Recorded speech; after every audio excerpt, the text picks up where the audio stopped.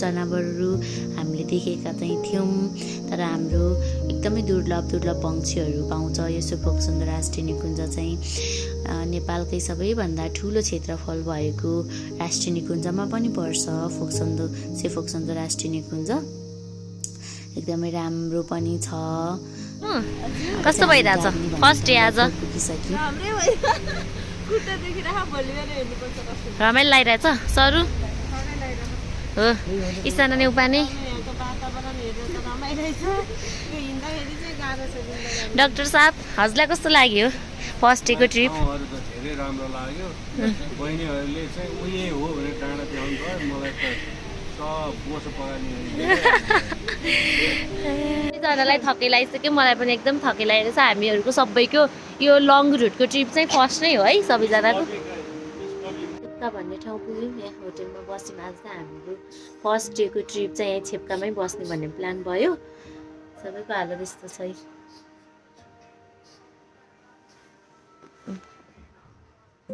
यस्तो छ हाम्रो हालत चाहिँ। अब आज यहाँ बस्नु, भोलि बिहान उठेर जाने हो। एकदमै खुट्टा दुखिरहेको छ।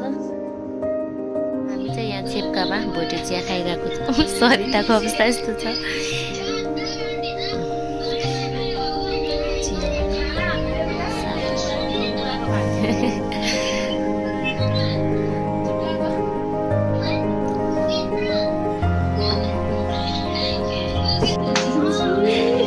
हामी चाहिँ आज डे 2 मा अनि 5:58 छेप्काबाट अगाडि बढ्दैछौँ। अँध्यारो छ एकदम, त्यो सबैजना कालो आइरहेको छ। ल गाइस बिचबाट भेट्दै गरौँ।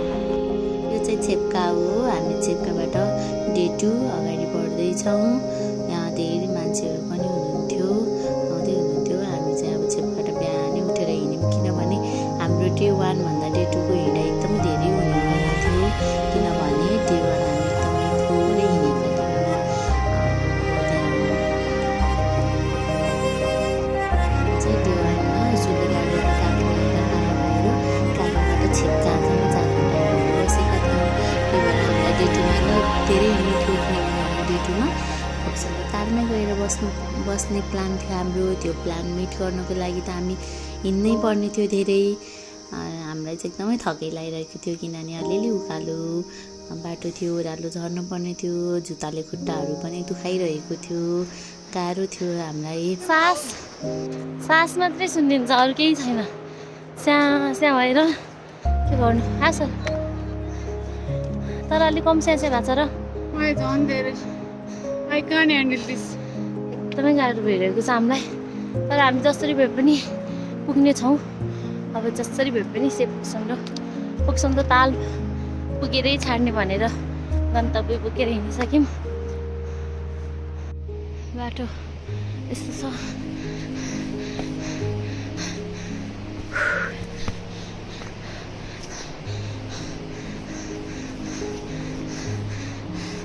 तर होला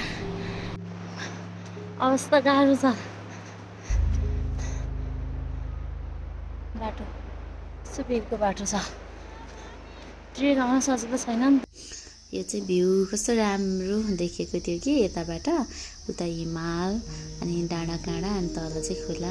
यहाँ चाहिँ कस्तो अप्ठ्यारो रहेछ कि पहिला, अहिले चाहिँ राम्रो बाटो बनाएको रहेछ। कस्तो सेफ रहेछ कि यो बाटो चाहिँ, किनभने छेउमा तल एकदमै अप्ठ्यारो भिर, यता पनि भिरको बिचमा चाहिँ एउटा सानो गोरेटो बाटो खनेको रहेछ। त्यही पनि यतातिर वाल टाइपको लगाएर सेफ नै रहेछ। तल त्यत्रो खोला थियो, यताहरू हिमालहरू। अब चाहिँ यस्तो तारहरू हालेको छ खोलामा, यस्तो हालेको छ किनभने खोला यतैसम्म आउँछ नि त, त्यहाँ त बाटो थिएन। त्यही भएर पानी पनि यता नआओस् भनेर चाहिँ त्यस्तो बाटो बनाएको। फेरि अलिअलि उकालो सुरु भयो, अलिअलि अप्ठ्यारो ढुङ्गा चाहिँ अलि धेरै रहेछ, किनभने पानी नपरेको भए बालुवाले गर्दाखेरि हुन्थ्यो, पानी परेको भएर। हामी चाहिँ अब अहिले चाहिँ ढ्याचीबाट अलिकति अगाडि बढिसक्यौँ। राम्रो छ एकदमै भ्यू। अब उकालो हिँडे पनि स्यासे गरेर, तर अलि अगाडि गएर यो भ्यू सिनहरू देख्दै यो हिँडेको नै बिर्सिन्छ। अहिलेसम्म त आज सेकेन्ड डेको 9 बजेसम्मको ट्रिप एकदमै रमाइलो भइरहेछ हाम्रो, सजिलो पनि भइरहेछ। दिदीहरू चाहिँ अगाडि जानुभएको छ।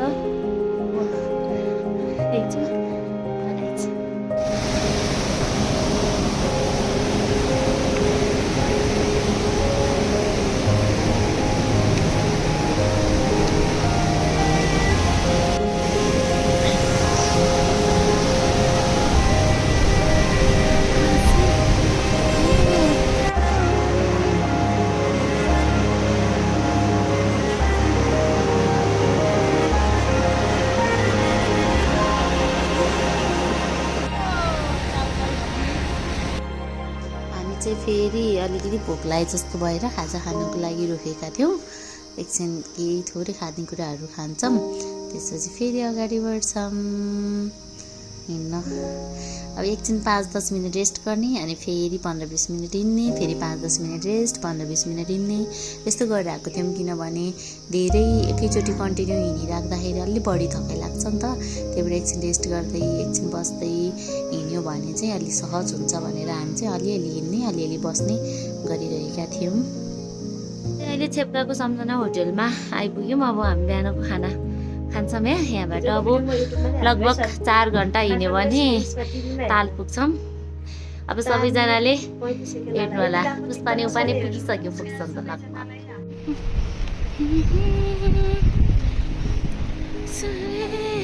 यो चाहिँ अप्पर डोल्पाको सबैभन्दा राम्रो स्कुल तापरिजा बोर्डिङ स्कुल हो। यो चाहिँ सरकारी स्कुल हो यो।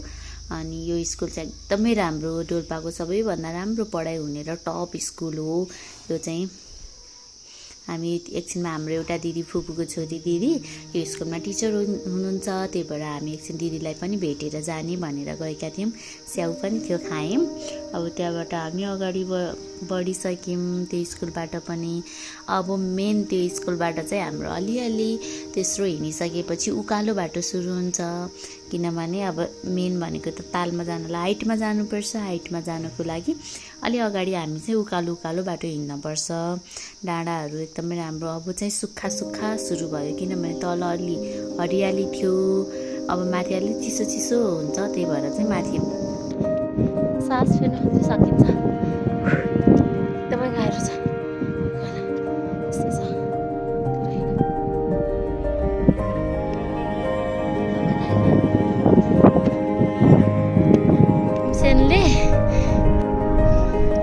भीमसेनले एक बक्सेन हानेर दुलो पारेको यही हो। यो दुलो पारिसकेपछि उतापट्टि ताल भएर निस्केर फुटेको देख्दा यस्तो छ। भीमसेनले दुलो हानेको, बक्सेन हानेर बनाएको दुलो हो यो चाहिँ। यो डाँडापुरी यो रेन्ज छ नि, यो रेन्जपुरी चाहिँ फुक्सुन्दो लेक छ। यो हामीले यो उकालो अझै काट्नुपर्ने छ। यो उकालो काटेर त्यो डाँडाबाट फेरि तल झऱ्यौँ भने बल्ल फुक्सुन्दो लेक आउँछ कि भन्ने हामीले सोचिरहेका छौँ। तर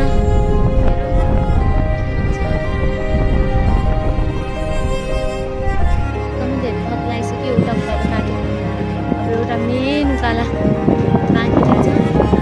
अवस्था गम्भीर छ।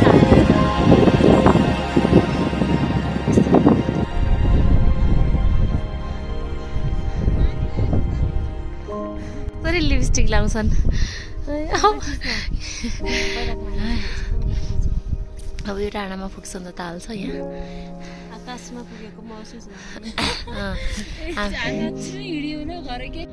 पुगेको महसुस भइरहेको छ। चढा जस्तो उडेको महसुस भइरहेको छ हामीलाई। अब साथीहरू अब के गर्नु छ र त, यति धेरै प्राकृतिक दृश्यहरू छन्, मनोरम दृश्यहरू छन्, मनमोहक दृश्यहरू छन्। योभन्दा यो थकान कसरी मेटाउने गाइज भनिदिनु पर्यो मलाई। यस्ता गाह्रा ठाउँमा क्यों यस्ता ताल हुँदा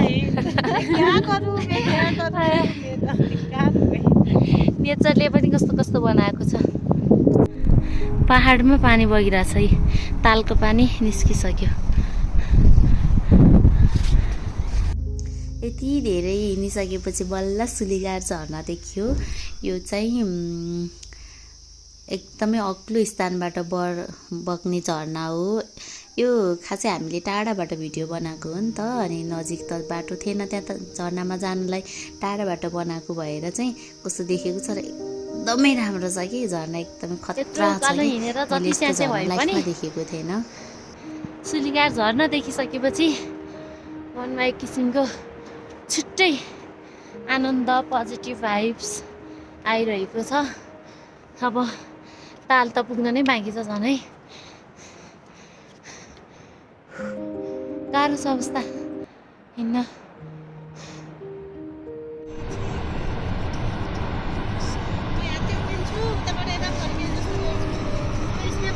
अब चाहिँ हामी झर्ना हेर्दै झर्नाको आनन्द लिँदै अगाडि पनि बढिरह्यौँ। अब चाहिँ अलिअलि सेतो हिउँ परेको हिमालहरू पनि देखिन थालेको छ। हामी चाहिँ अलि अगाडि बढिसक्यौँ झरनाबाट। अब चाहिँ हामी तालको एकदमै नजिक छौँ। अब यहाँ दिदीहरू अगाडि हिँडिरहनु छ, म चाहिँ भिडियो बनाउँछु। अब चाहिँ जङ्गल सुरु छ। जङ्गलको बाटोमा हामी तेस्रो बाटो हिँड्दै गएका छौँ, किनभने हामीले 2टा उकालो त काटिसक्यौँ। अब चाहिँ हेर्नु न हिमालहरू हिउँ परेको हिमालहरू पनि नजिक आउँदैछ, नजिक देखिँदैछ। जङ्गलमा हामी चाहिँ जङ्गलमा आनन्द लिँदै अक्सिजन लिँदै हामी अगाडि बढेका छौँ। यो चाहिँ धेरै ठुलो जङ्गल पनि थिएन, तर सानो जङ्गल। चौबन्दीमा पटुकी बाँध्या छैन भन्दैमा, पखेरीमा घाँस काट्न जाने छैन भन्दैमा, मलाई नेपाली हैन भन्न कहाँ पाइन्छ, म त नेपालको माया गर्ने चेली छोरी, मलाई म जस्तै माया चाहिन्छ, मलाई म जस्तै माया चाहिन्छ। मलाई चाहिँ गीत गाउन अलि राम्रो त आउँदैन थियो, तै पनि म अलिअलि गीत गाएर आनन्द लिँदै अगाडि बढेको थिएँ। अब उकालो यस्तो सास बन्द भएको हुन्छ नि त, त्यो भएर सास नपुगे पनि आफ्नो आनन्दको लागि गीत गाएर अगाडि गएको थियौँ हामी। हेर्नु त ढुङ्गामा के लेखेको छ, गुम्बा भेट्यो। अब चाहिँ हामी रिम्नो गाउँ पुग्न थालिसक्यौँ, पुगिसक्यौँ। फर्स्टमा जाने बित्तिकै चौरी गाईले हामीलाई स्वागत गरेको छ। अब चाहिँ हामी वेट गर्न नसकेर एकछिन ताल पुगेर मात्रै हामी बस्ने होटेलमा आउने भनेर चाहिँ हामी तालको लागि गइसक्यौँ। अगाडि घोडाहरू देखेको थियौँ। त्यहाँ गाउँ हेर्नु त रिम्नो गाउँ कति राम्रो छ, घोडाहरू छ। वाउ, ताल, यो ताल देख्ने बेला यस्तो भएको थियो नि, मेरो त आँखाबाट आँसु नै झरेको थियो। त्यो त भन्न पनि सक्दिनँ र मैले कस्तो फिल गरेँ भनेर तपाईँहरूलाई सुनाउन र देखाउन पनि सक्दिनँ। तर एकदमै धेरै आनन्द महसुस भएको थियो। यो ताल हामी साँझपख लगभग 6 बजे यो तालमा पुगेका थियौँ। एकछिन त्यहीँ 5-10 मिनट बसेर आनन्द लग्यौँ। ताललाई हेऱ्यौँ, मनमा छुट्टै किसिमको आनन्द भएको थियो। त्यसपछि हामी चाहिँ 6 बजेर हामी चाहिँ 5 बजेर 55 मिनटमा तालमा पुग्यौँ। ताल यस्तो देखिएको छ अहिले चाहिँ। अब हामीले बाँकी भ्यूहरू चाहिँ भोलि हेर्छौँ। हामी चाहिँ भोलि बिहानी उठेर फेरि तालमा आउने बाचा गर्दै तालबाट छुट्टिएर फेरि रिम्नो गाउँको एउटा होटेलमा, हाम्रो जुन होटेलमा बस्ने बनेको थियौँ लामा होटेलमा, त्यहाँ गयौँ।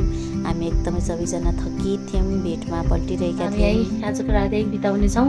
अब खाने एकछिन रेस्ट गर्नेछौँ।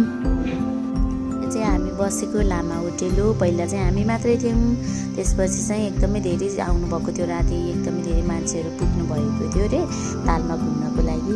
भोलि बिहान अर्ली मर्निङ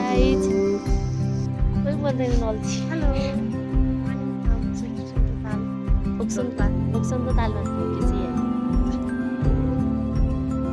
यो काली माताको कस्तो भइरहेको छ त ताल देखेर। सरेलाई कस्तो भइरहेको छ ओर्डलेस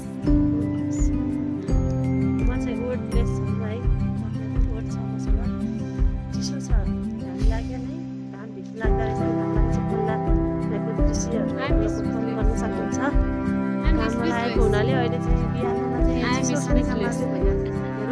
चाहिँ पछि चाहिँ दाल कम लामो भन्नुहुन्छ दाजु भन्न थाल्यो। हामी चाहिँ अब डे 3मा ताल पुगिसकेका छौँ। अब अहिले चाहिँ हामी बिहानको 6:30 बजेको छ, त्यही भएर घाम नलाग्दो भएर ताल हेरेर मात्रै बसिरहेको छौँ, भिडियो फोटो खिचिरहेका छैनौँ। अहिले अब एकछिनमा घाम लाग्छ, घाम लागेपछि यो तालले 1000 कलर चेन्ज गर्छ, त्यो सबै कलर पनि हेर्नेछौँ अनि भिडियोहरू पनि खिच्नेछौँ। एकदमै राम्रो छ, एकदमै राम्रो, हेरेर दङ्ग परेर बसिरहेका छौँ हामीहरू। एकदमै राम्रो ताल छ, कसरी बन्यो होला भनेर सोचिरहेका छौँ। ताल यो गाइज, यो चाहिँ रिम्नो पोस्ट हाम्रो त्यहाँ बिचबिचमा बोर्डहरू थियो, त्यो देखाएको चौरी गाई हेर्नु त। अब जहिले घामको किरण पर्न थालेको छ। घामको किरण पर्यो भने ताल अलि राम्रो देखिन्छ।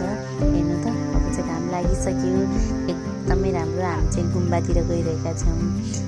अब हाम्रो क्यामेरा त्यति राम्रो नभएको भएर त्यस्तो राम्रो भिडियो चाहिँ आएको छैन, तर एकदमै राम्रो छ। हामी चाहिँ गुम्बातिर गएर घुमेर फोटोसोटो खिचेर यता फेरि यता ग्राउन्डमा आएर पनि फोटो भिडियो बनाइरहेछौँ। यहाँ सबैजना थकित भएर बसिराख्नु भएको छ भिडियो फोटो खिचेर।